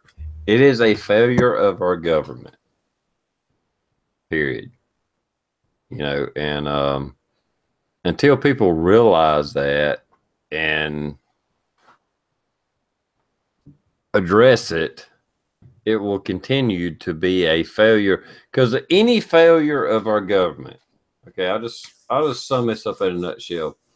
Any failure of our government basically is a failure of us, because we are a republic. We put people in office to represent us. If you put the wrong people in government to represent us, they will not represent us in the way we want. And that's what's happened. A lot of people don't realize we don't live in a fucking democracy. We live in a republic. If you put the wrong people in place, they will do whatever the fuck they want. They have no loyalty to you. Once you put them in office, they can do whatever the fuck they want. And that's what's happened. That in itself was a great plan, but at the same time, it was also our demise, because we can allow people to be elected that actually ignore the Constitution, and the ones that ignore the Constitution can also actually influence who goes into the Supreme Court, who can ignore our constitutional rights. So you in California, New York, New Jersey, hell, even South Carolina, I can't carry open. We allowed people to get in office that did not represent our rights as the Constitution laid out. That's our own fucking fault. It may not be my personal fault, you SoCal, you Rosie. It may not be our personal. We didn't do it. We tried to get the right people in, but as a country in a whole, we allowed people to get into office that can manipulate the laws, put the right people in power in the Supreme Court and this and that and other, because technically, we'll just say guns in general. Not any state in the union can have a gun law that doesn't allow me to carry concealed, carry open. I could fucking have a Barrett 50 cal machine gun. According to the Constitution, there's nothing you can restrict me on. Nothing. But we allowed politicians to get in there and restrict our gun rights, restrict our First Amendment rights, restrict every right you can think of. We allowed that. Not me and you personally, not the audience. I'm just saying, as a country in general, we allowed the government to take rights away from us. And people need to realize that and turn that shit around. I'm not saying we can do it, but that's what needs to be done. All right, there's my rant. It's literally like a mob mentality, because that's a lot. Well, speaking specifically for the gun laws in the early the mid 40s, where a lot of those gun laws really took place, that the mob, speaking of the mob, the mafia, they're the ones who actually inflicted all the damage on a lot of the citizens. And I think they were the beginning of the kind of mentality that we need the police to protect us. And a lot of those laws were born then, instead of standing up and saying, you know what, fuck the mob, we're not going to let them take over our city, we're going to do something about it. They were scared to death. They weren't going to do anything about it, so they left it up to the federal government, and there came the gun laws. I think a lot of the people in the chat, as well as you and I and Rosie, I'm sure as well, we're not of that mindset. You know, we own guns, we like to shoot them, but we also take pride in defending ourselves and our loved ones. And the people of that time in those places didn't. And so maybe there's hope. I guess maybe there's a silly little light at the end of the tunnel. If there were more people like us who stand up and kind of tout this mentality and tell the government we don't need them to protect us, maybe we can raise some new rulers for the rulers, some new elected officials for our country that have the same mindset, and we'll put our self-protection back in our own hands instead of depending on anybody to do it for us. I agree. Which was the way it was. I mean, you had to figure when Trump came into office that there was going to be a titanic clash of traditional momentum forces of big government and liberalism against somebody who had the guts to say, let's build a wall, let's do this, let's get rid of Obamacare, let's push things back to the states and push things back to the individual. And you knew that that was good. It wasn't just going to be a cakewalk. I mean, you have very entrenched forces that can't stand, you know, both sides hate each other. I mean, the fucking election is still going on today. I mean, there's still the Hillary and Trump battles a daily thing. I mean, you had to expect this kind of thing. I just hope when the smoke clears and the midterm elections come, that the proof of the pudding will be in the eating, and we'll see. You know, because the press and the Yahoos and the CNNs and the MSNBCs, they're just on a daily rampage. You know, to shape the news as negatively as it can be shaped with all this going on. So that's why I said this populism of the people like us that kind of know the reality of what's really going on versus the people that have an entrenched interest in keeping the system going the way that it was.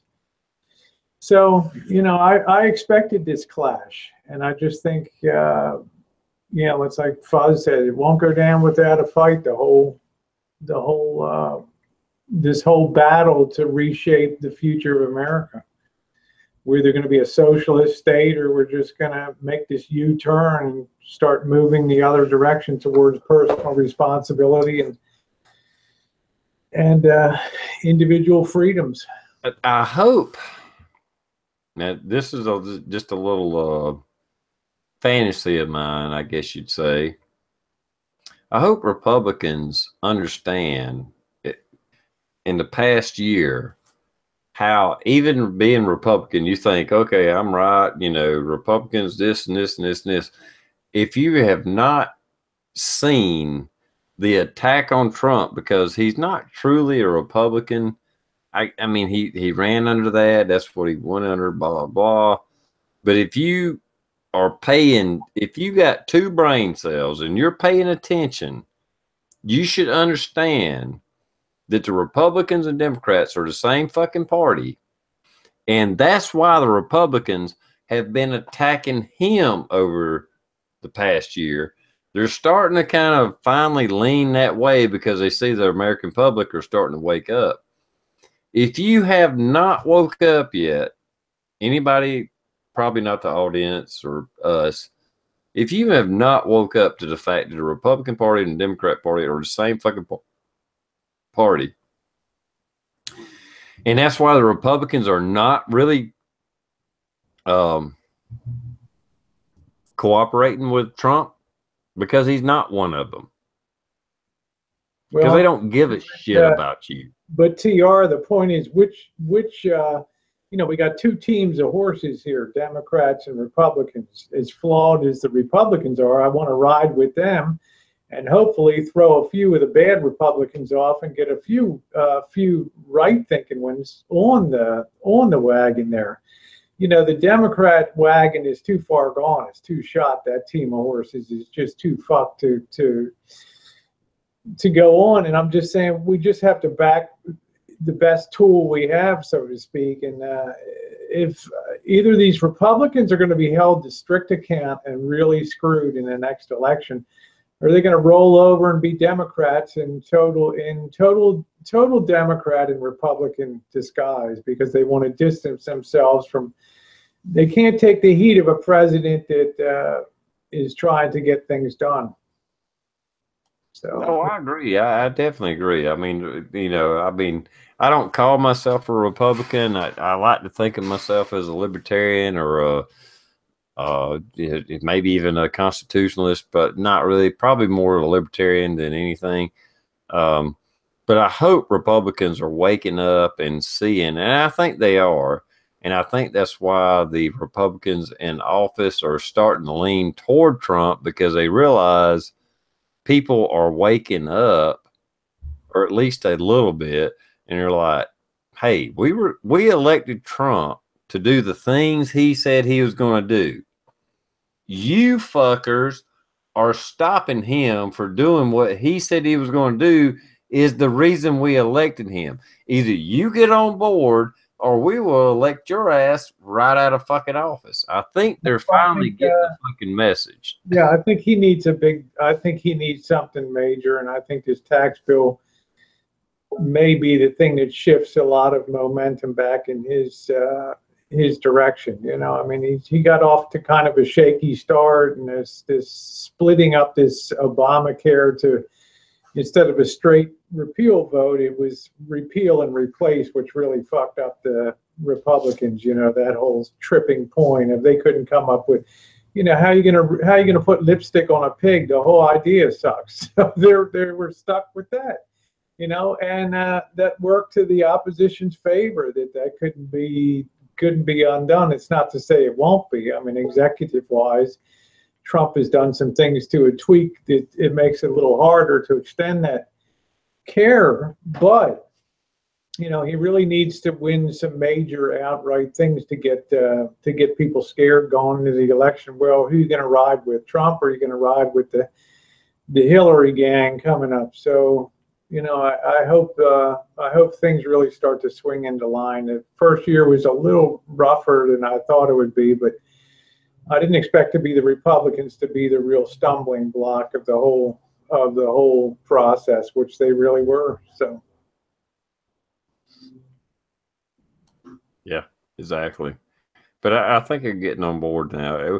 If nothing else, it's not so much a Trump fucking lover. It's just that we needed somebody that was outside of the box, and we got that finally. That is amazing that we got somebody out of the box. Is he perfect? Does he do all the right things? No. But you know what? I love it. I love that we got somebody that wasn't a career politician that got in office. He tweets out his ass. I know they're probably wrong and it looks bad or whatever, but I actually like it. I do. you And like hopefully it sets a trend. Donald tweets and all that. That's it. The random weird off the top of your head tweets that come out of there. Yeah. Rosie O'Donnell's a fat pig, or you know, that kind of stuff. Yeah. One of the good things. One of the good things about Trump, and I saw this pass by in the side chat, is, yeah, he's a fuck up. And yeah, he tweets way the hell too much. He's the least presidential president we've ever had in this history of our country. But the bonus is that he's so apolitical. He's non-political. He's non-PC, and the best part of all, he's probably the first politician in a lot of years that cannot be bought, because he craps $1,000 bills. And you know, if somebody was like, "Hey, man, you just shut your mouth. We'll give you a couple $1,000,000 bucks. Just let us have this," he'd be like, "Dude, what time is it? It's 9 o'clock in the morning. I've already made that much. Get the fuck out of my office." I think a lot of people go away. I got my own plans. People have had to adjust to his lack of protocol, because that's just the way he rolls, you know. And I think the first year was a real wake-up call for a lot of people. I think it may have a chance to be a lot smoother the second year. Like SoCal said, he just throws tradition out the, you know, he's not bound by the tenets of a traditional presidencies. These aren't traditional times. That would be my answer to that. And better just stand up and talk truth and tell it like it is. Yeah, it's refreshing to not have a bought politician. Yeah, I think he's a breath of fresh air. And hopefully, like I said, hopefully it starts a trend. We don't have to elect politicians. We need to elect businessmen and whatever. And you know, I'm not saying the country can be saved because I think we're in pretty bad shape, but at the same time, at least it's a start. It's something. You know, I would love for Ron Yeah, Paul to win when I fucking pulled for him and, you know, pushed him real hard. It didn't happen.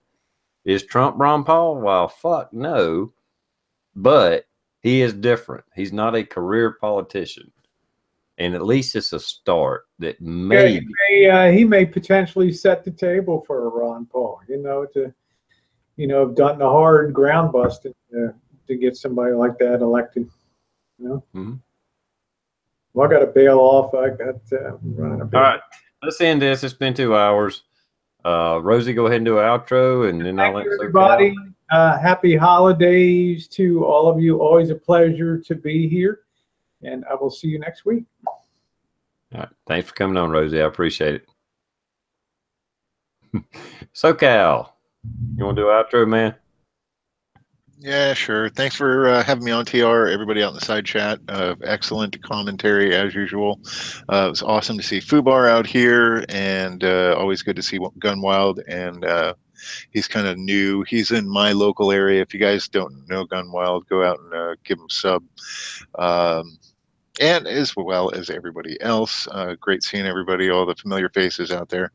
And thanks for letting me babble my nonsense for however many times I did it. And let's see what else we got. Go check out, let's see, the bald and curious guy, the guy who can't speak English. Try to sit through the video that he's doing another raffle for C-Max. The Scotsman and a couple other channels have jumped in, and they're giving away more guns. So if you guys want a stab at those, he's giving away the Grand Power. So I know I want to win that. So anyway, go check out the Scotsman and the Bald Man, and thanks for having me on, man. All right. Yeah, definitely check that out. I'm very proud of the community for really pushing hard and helping out C-Max. That is awesome to see, and I'm happy, very, very happy and proud to be part of that. And know that we're all goofing off and doing this shit for fun, and the fact that we can help out a fellow YouTuber is awesome. And for anybody that wants to know, I'll do a video tomorrow and do a drawing for the little giveaway I was doing, and I'll try to get that out tomorrow. All right, so I hadn't forgot about it. It's closed. I'll do that tomorrow. But anyway, thanks for coming out. Great conversation. Congrats, Alan B. Pro, for winning the AR from Coda Boy, which every fucking dime went to C-Max. Not one penny was collected by Coda Boy, just in case anybody don't know. And we'll see you next time. Later, everybody. Bye. Congrats, Alan. Asshole.